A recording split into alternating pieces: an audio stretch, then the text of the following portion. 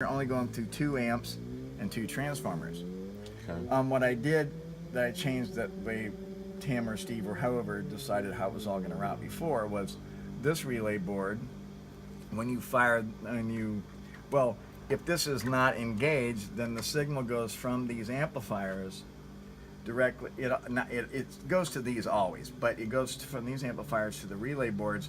It gets switched to the fader amps here. So these, the insert return amps aren't used.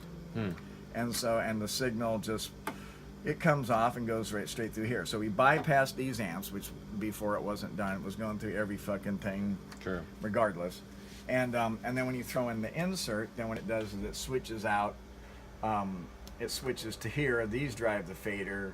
You know, they come in from, this is the insert return. They drive the fader, and then you have an. So when you push this in and out, you can listen to your 2-bus, whatever compressor, EQs, anything you have on there, in and out.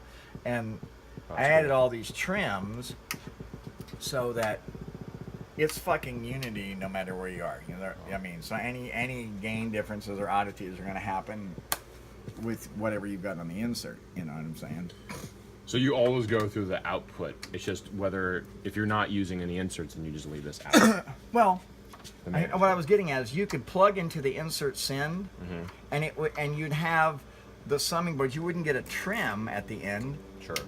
You know, an output level control that was different, but you'd only be going through one pair of amps and the output transformers. The other way is you go through the summing amps and then the fader amps and one pair of transformers. You only add one pair of amplifiers. Okay. You know, but it might Just a different sound. Yeah, and Slightly. we might not notice it really. It might not be any great difference. I also had to do a little bit of trickery because they didn't consider what they were doing as regarding phase. So yeah. Who was that? Well, whoever wired it up. So this was the sends were out of phase, right, on the send. So that and consequently through that brought it to the rest of the signal. They didn't correct it ever. Yeah. So ultimately, at the end of the day, your shit was out of phase.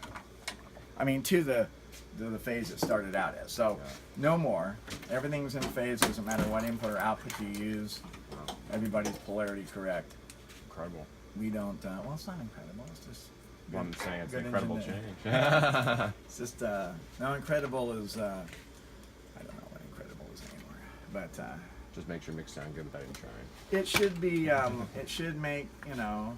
I mean, did it sound significantly different when you plug it in the first time?